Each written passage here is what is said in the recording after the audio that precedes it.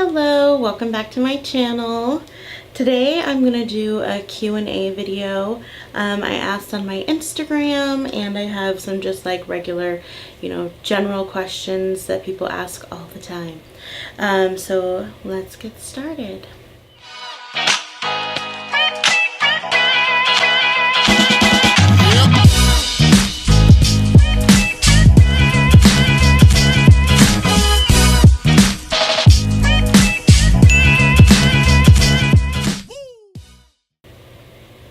So the number one question that I get almost every single piercing appointment is, does it hurt? Yes, it will hurt a little bit. Every piercing is different and every person is different, so it's hard to say if it's going to hurt you specifically. I have people say that they don't feel it at all, and I have people say that was the worst pain they've ever had in their life, but some people exaggerate. I am a total wuss when it comes to getting piercings or pain in general. I hate getting shots. I've had quite a few piercings, and I've never had a piercing that I was like, never ever again, that was so painful. Most of them are extremely quick. Within a second it's over.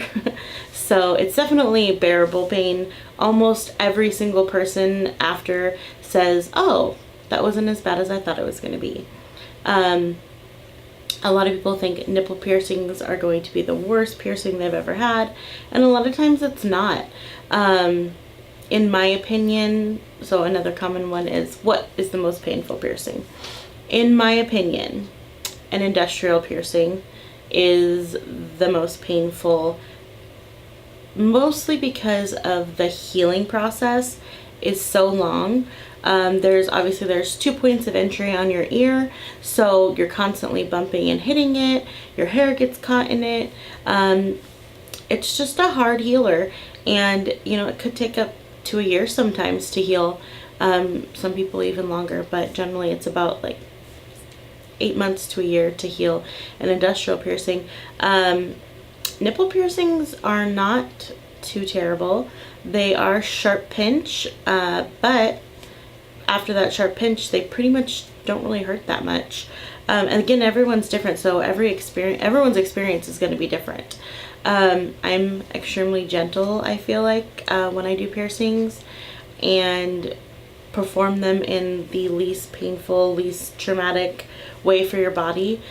So you definitely want to make sure you're going to a reputable piercer, because your experience is going to be personal to you and how you're getting pierced. So yeah, piercings do hurt. Some hurt more than others, but in all, I've never had a piercing that I thought was unbearably bad. And I've never had a client say that it was horrific or anything like that. Most commonly, I would say 99% of people say, oh, that wasn't as bad as I thought. Next question, how long do piercings take to heal? Well, all piercings take different amount of times, and it really depends on your body and where the piercing is at on your body. So in general, I would say any cartilage piercings are gonna take like anywhere from 3 to 6 months. It could be shorter, could be longer. You don't have a ton of blood flow in your cartilage area, so it does take your body a lot longer to heal. Also belly buttons. Belly buttons are a very slow healer, generally 6 months to a year. Same with industrials, about 6 months to a year. Nose piercings heal generally really fast, like 6 to 8 weeks, sometimes a little longer. But like I said, every piercing is a different healing time. We will be doing videos of specific piercings and heal times and everything for that. But if you have any questions, your piercer should be able to tell you how long it takes that specific piercing to heal, or about how long it takes. Also, how you're taking care of it has a huge impact on how long it takes to heal. If you're using the wrong aftercare, or you're not taking care of it at all, or you're doing things that you were suggested not to do, it's definitely going to take a lot longer to heal, if it heals at all. And if you have the incorrect jewelry in there, that could take a lot longer to heal. So there's just so many factors. Again, I just recommend talking to your piercer, making sure you're going to a reputable piercer, because how the piercing is done is also going to come into account of how long it does take to heal. Can I go swimming within my new piercing? No. You don't want to go swimming. You don't even really want to take baths. Any kind of pool, spa, even the ocean. I know it's salt water, but it's not clean salt water. It's not sterile. You just don't want to put your piercing in dirty areas, especially swimming. That piercing is getting soaked in whatever you're swimming in. It can cause irritation from the chemicals in the pool, or if it's, you know, a natural body of water, there's definitely bacteria in there. It could cause an infection. If you accidentally get splashed with some water from a pool or whatever, it's not going to be the end of the world. Clean your piercing, and then just, you know, don't submerge your piercings and try to not get them in the water. Another big one. Can my brother slash sister slash cousin who's over 18 sign for me to get my piercing because I'm only 17 or whatever, under 18? No. It has to be a parent or a legal guardian. So a legal guardian is not, oh, I live with my grandma and she just takes care of me. A legal guardian is actually someone who's gone to court and has paperwork that says that they are your legal guardian. If you are under 18 and want to get a piercing in our studio, or hopefully any other piercing studios, they will have you bring in your ID, your parents' ID, and either a birth certificate. If the names match on both IDs, generally we don't require a birth certificate.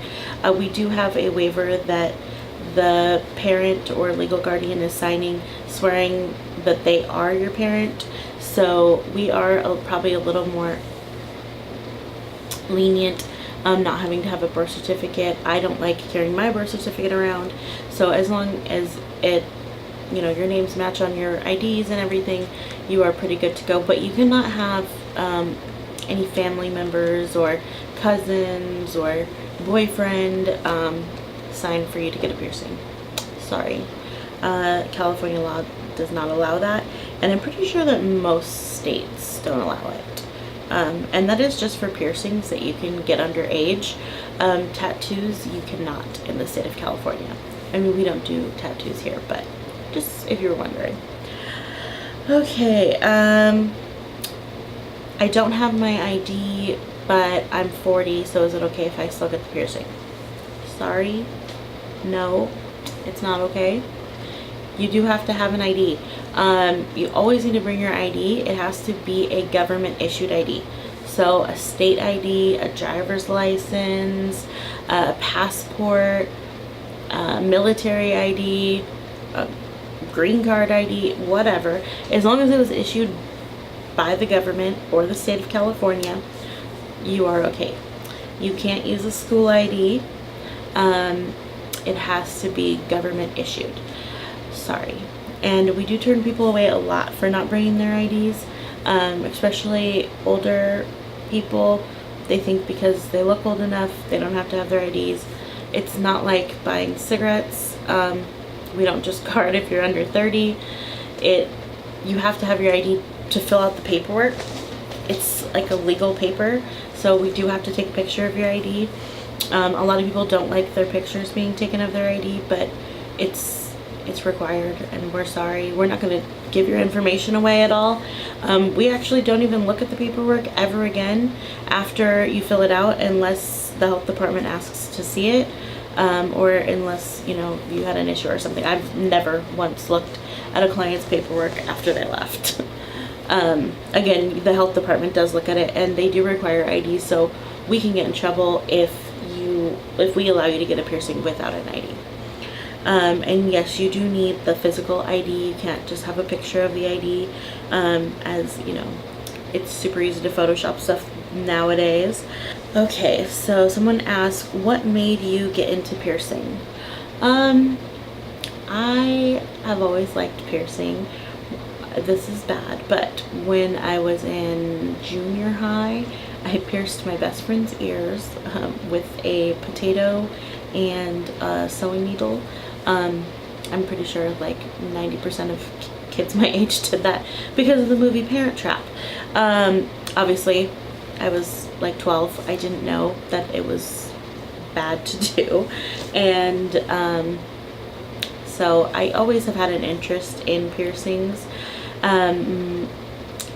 When dermal piercings first came out, or when I first heard of them, I was extremely like intrigued of how they worked and how how they fit under the skin, and I was super interested. So I, you know, read up on it. I'm a big researcher, so if there's something I'm interested in, I will Google until there's nothing else to read, and I will watch videos until there's no more videos to watch. So I was really interested in dermals. I learned as much as I could online about them, and then it just really got me even more interested in the piercing community and the piercing world, and that was back in like 2008, I believe. And then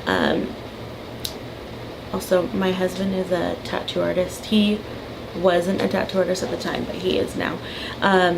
So he was like looking into shops for kind of like an apprenticeship, and so I was kind of looking too to see, you know, what I could do.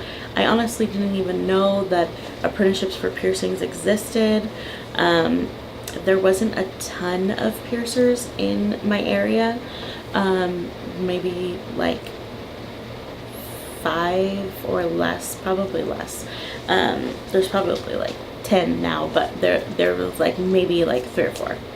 And it was really hard to get a piercing apprenticeship back then. I think a little easier now, since it's a little more accepted in society to have like nose piercings or whatever. Everyone's getting piercings these days. It's not just like the gothic people, or you know how it was in the 90s or whatever. So I just was really interested in how it worked, and you know, I watched so many videos, and then the more I watched, the less I felt like I knew. So I just really wanted to learn, and then I did learn, and I love it, and it's definitely the best career move that I've ever made. I was in insurance before, and I liked my job in insurance. It was a 9-to-5 desk job, but I wasn't passionate about it. I would wake up every day and be like, ugh, I have to go to work. Once I got there, it was fine, and I loved talking to people, which is very similar to what I do at work here. I talk to, you know, people every day. I'm a people person when it comes to work. I'm more of a like shy person in public, but like when it comes to like a client relationship, I feel like I love talking to people, getting to know them, getting to know their story, and I like to make people happy. Doing piercings, you know, we deal with a lot of people who are going through stuff. A lot of people use it as a milestone in their life. We do it for birthdays and anniversaries, divorces, marriages. You know, you get to be like part of their journey, and that is really cool. So yeah, I mean, the main thing was definitely dermal piercings was why I started to get into piercings. they just were super interesting to me. They're still my favorite piercing to do. There's just so much you can do with it. But yeah, so that is what got me into piercing. Can I talk a little bit more about constellation / curated ear piercings? Yes. So generally a constellation piercing is 2 or more piercings in an ear. Some people say 3 or more piercings in an ear, and they're just placed sporadically with no like rhyme or reason to it. Just kind of generally the client will let the piercer choose the area of the ear that they think would look good, or the client has an idea of where they want it, and the piercer will help them place it to like what fits their anatomy best. And they're just a little more random. They're really fun to do. It gives the piercer a little more creativity, like room. And then a curated ear is, we do curated ear piercings here. I feel like recently is what people has been calling a curated ear piercing is basically letting your piercer help you decide what is going to look good in your body, like in your ear piercing. A lot of people will want piercings that don't fit their anatomy. Like they'll want a triple forward helix piercing and their forward helix is this big. Well, they don't have space for a triple forward helix. So we look at your body and your anatomy on your ear and tell you what we think is going to look best in your ear. And then we go over all the piercings you already have and kind of make it cohesive. So it's not just sporadic, where like the constellation piercings are more sporadic. I mean, they still fit nicely, but a curated ear is more designed. And we generally will take a lot longer to do a curated ear piercing. For example, we set aside 30 minutes for each piercing. One piercing, it's a 30-minute appointment. For a curated ear piercing, we set aside an hour because we do normally go over all the jewelry and all the piercings you have in your ear to make it all look like it goes together. And I'll insert some pictures of curated ear piercings versus a ear that has just been pierced and random jewelry is put in. So you can kind of see the difference of what it looks like when you get help from your piercer or you're picking jewelry specifically for the anatomy of your ear. And you can always go in knowing what you want and on your ear, even if you're going to get a curated ear. It's always a good idea to have examples to show your piercer that this is the kind of style that you like. I generally will ask clients, tell me about your lifestyle. What do you do every day? What are your hobbies? Because I'm not going to want to give somebody a piercing that isn't going to fit their lifestyle.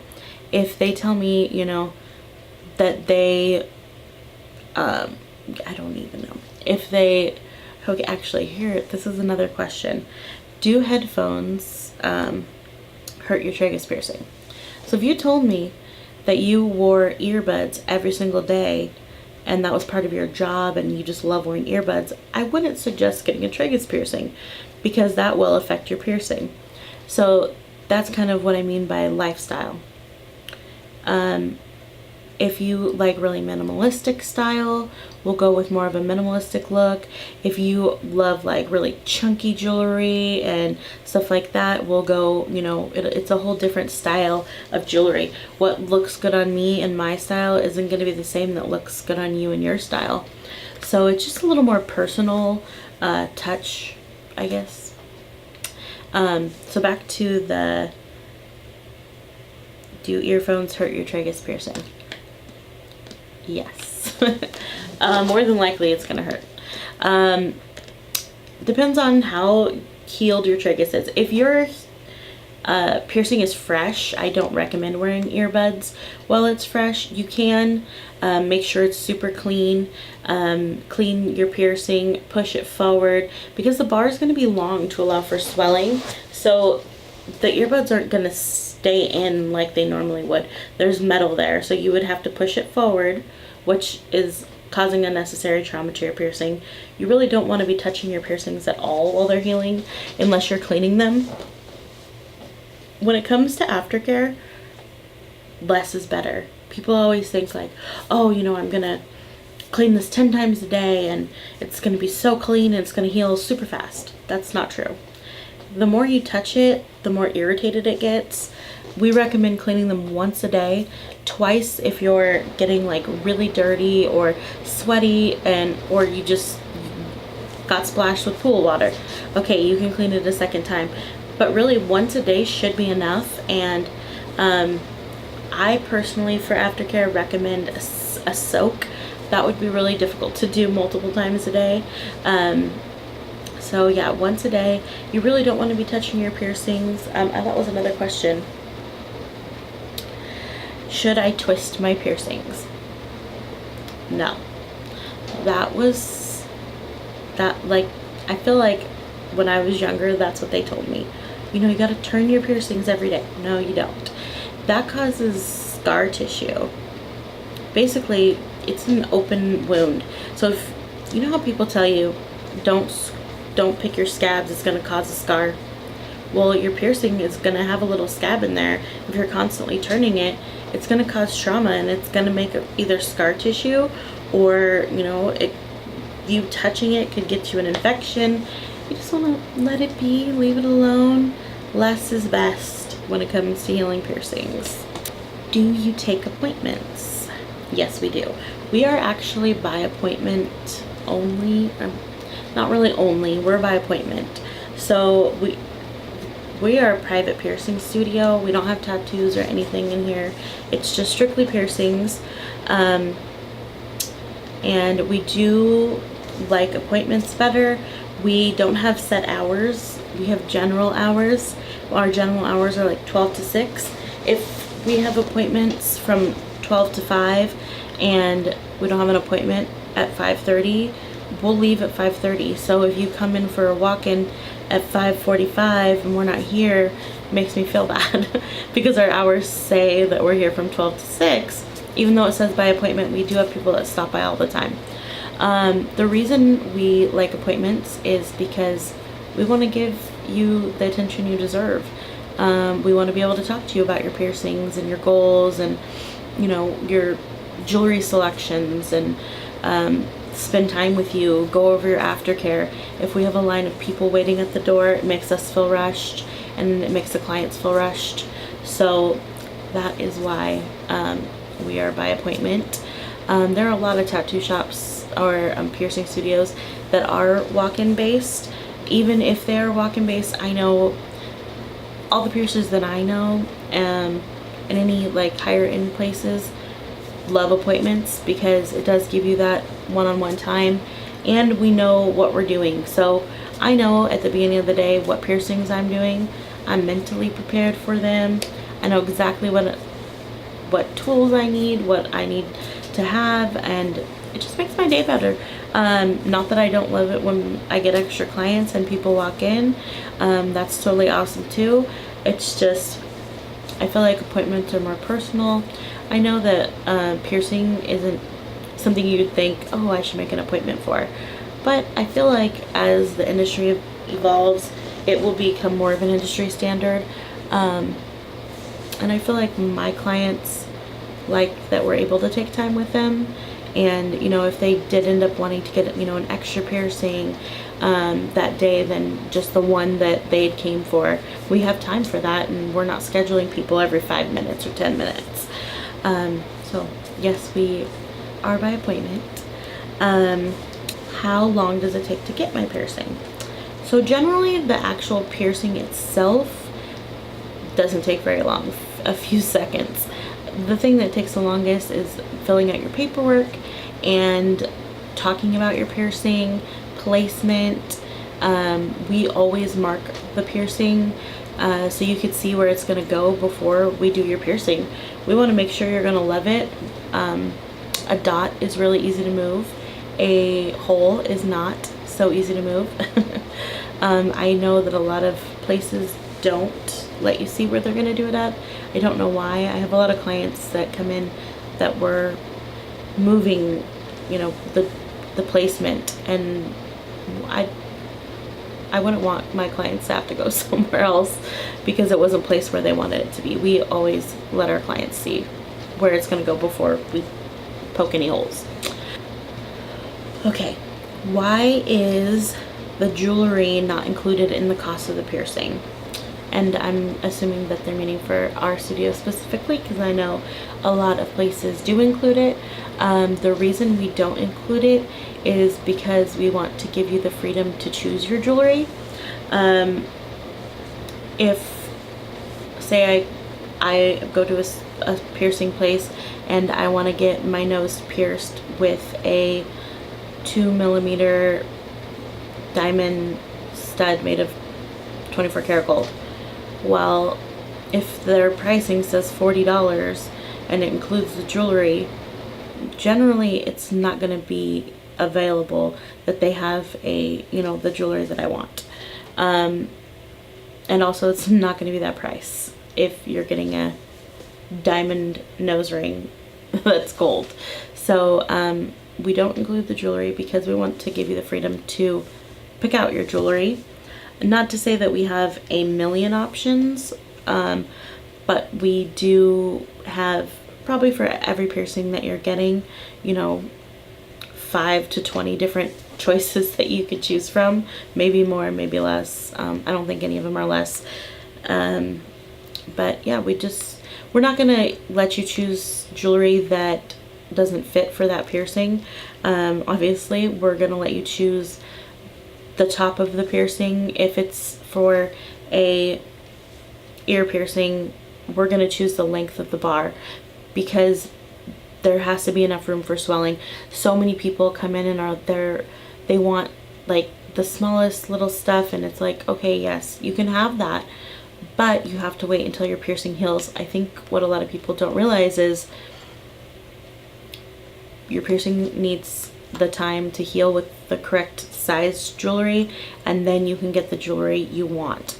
And we're going to get you the closest to what you want as possible, but the bar is going to be long for a cartilage piercing because you want it to heal correctly. And another question we had: can I get pierced with a hoop instead of a stud? Yes and no. I recommend getting pierced with a stud if at all possible.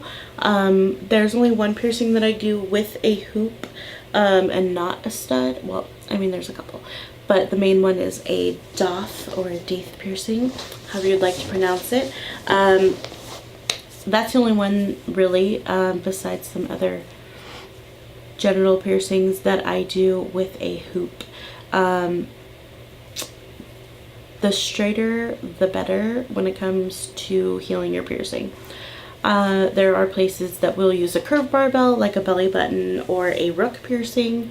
There's some, obviously the list goes on, but where at all possible, a straight barbell is going to heal the best and the quickest.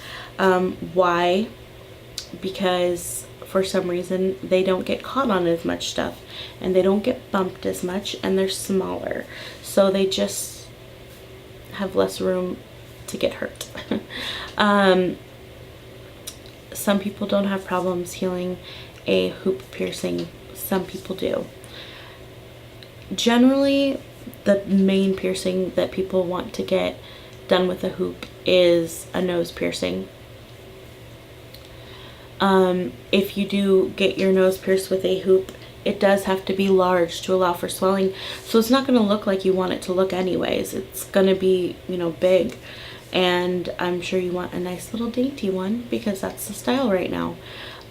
So what you can do is tell your piercer the style that you'd like, and they'll pierce you with a stud.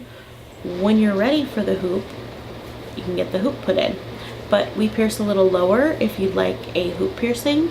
So I always recommend telling your piercers your end goal, and that way they know. So if you go and get a piercing done, and for a nose piercing for example, and it's really high up, the jewelry is going to be quite large, a hoop, to fit all the way up there.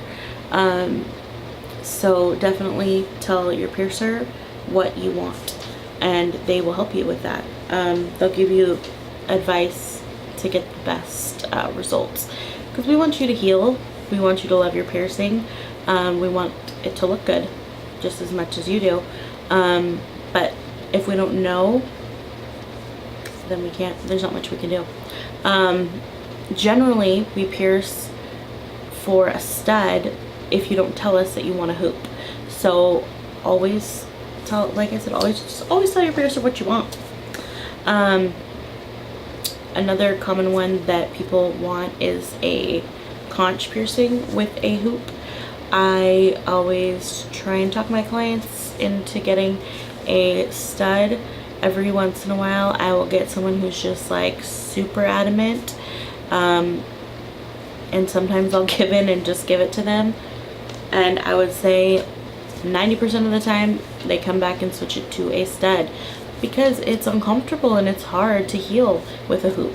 It puts more pressure on your ear, doesn't allow for as much swelling space, and I'm gonna put a big hoop in because I want it to heal right. So it's gonna get caught on even more stuff because it's big and chunky. So listen to the advice of your piercers. It's not because we don't want to give you what you want, it's because we want to give you what you want, but we want it to be done correctly. And yeah, there's always a reason that I'm telling you something. I can't speak for every piercer, but I'm gonna try and give you the best so that you're gonna have the best experience.